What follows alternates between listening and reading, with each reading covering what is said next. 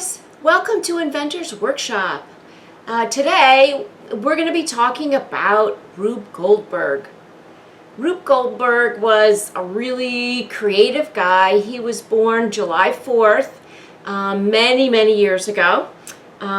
He was born in the late 1800s. He died 1970, but during his lifetime he was best known for his really outlandish ways to get a task done. So some people might say he was a cartoonist, which he was. Some people would categorize him like a sculptor. He wrote books. He went to the University of California, and he graduated with a degree in engineering, so he was an engineer, and he was also an inventor. And here's my awesome, lovely Rube Goldberg book, which you can find a lot of these if you ever wanted to at the library. But he would think of really crazy things to do, like multi-steps to get and create one task, and they were really super fun. Like the self wiping napkin, and that was a really famous one, and you'll see that. I'll show that to you, and it was a way to use the napkin, but kind of like a long way to do that. A lot of Rube Goldberg machines use what we call our 6 simple machines. So here they are. We have a lever, and a lever is something like this. So it is a bar resting on top of a pivot point, and that pivot point is called a fulcrum. And it moves back and forth. In my Rube Goldberg machine, you'll see that I have a cup attached to one side, so then you have to adjust the fulcrum to a different point to help balance that out. So weight has a little bit to do with it.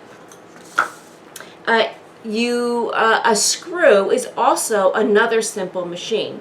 And just like you would take a screw and hold 2 pieces of wood together, you can make one. So I made one, and you'll see that in my Rube Goldberg machine. And I just took paper plates, and I have 3 here. 2 would have done the job just fine. And I cut a hole in the center, and I put it around a paper towel tube.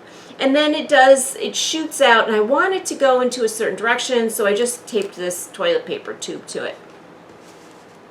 What I did was I took a regular paper plate, and it could be any size, and I found the center, so I took my ruler, I found the center with an X, and then as best as I could, I traced the bottom of the tube right there in the middle. And then I took my scissors and I cut it out, so it left its hole there. And then I placed it over the tube and taped it together that way. You can hot glue it, you could tape it onto the tube. You don't have to use a screw, but that's an easy way to use one of the 6 simple machines. A pulley is also one simple machine. I made my own pulley. It wasn't hard, but you could use anything. So I'm just going to show you what I did.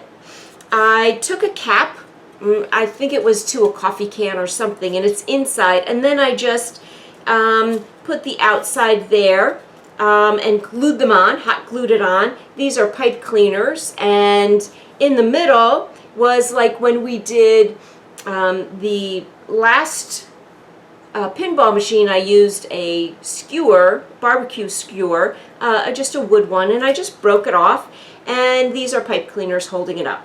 And you'll see that in my Rube Goldberg machine, and this is part of my pulley that I made for mine. What could you use? You could go into your Legos and get a pulley from there. You could just use a paper towel tube and wrap your string around the paper towel tube and use that as a pulley. That would work just as well too. Try to be creative and think of things. If you're unsure, maybe ask somebody for some advice.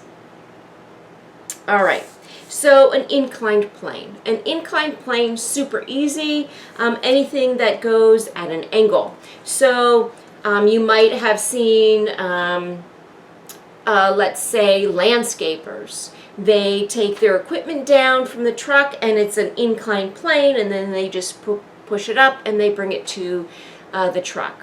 Another inclined plane would be a wedge that you put under a door to keep it open. So you'll see mine, I just made mine out of cardboard. A wedge. Oh my gosh, so simple. A wedge is anything that gets in between something. So like an axe, you've seen an axe working and it splits wood. Your X-Acto knife works like a wedge. A butter knife works like a wedge. Scissors actually work like a wedge. So in my Rube Goldberg machine, you'll see that I used a tack. A tack has a point to it, and it is used as a wedge.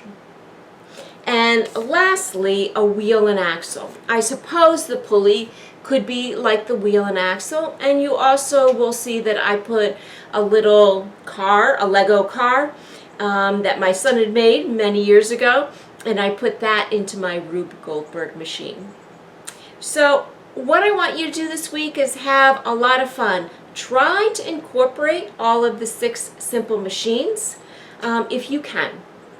And there's fun things that you can use. You could use balloons, pop balloons. Usually the Rube Goldberg machine has like an end result.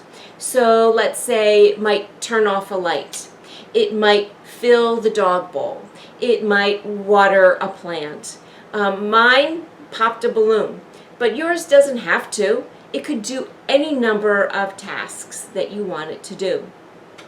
I used my dominoes in mine. That's kind of a really fun thing to do. If you don't have dominoes, you could stack books. One book, one book, one book, one book, and then they act like dominoes as you push them over. Where can you build it? You can build it anywhere you want. You could build it going down your stairs. You could build it in your bedroom, in your playroom if you have something, probably somewhere out of the way that your mom and dad won't be mad that you're kind of getting in their way, because it might take up some room. I had my high school students do a Rube Goldberg machine. Some of them did it just in their bedrooms. Some of them did it just taped to the wall. And they had made all of their little pieces, and they made small pieces, and they used Legos, and you can do that as well. So have fun, be creative, and see what you can do. You can use anything you want. To make your Rube Goldberg machine, you'll see that I taped some things up on my wall, and I tacked some things in, and I used an old coffee can. Be creative, think of anything that you want. All right, have fun, and enjoy making a Rube Goldberg machine. I would love to see what you guys come up with.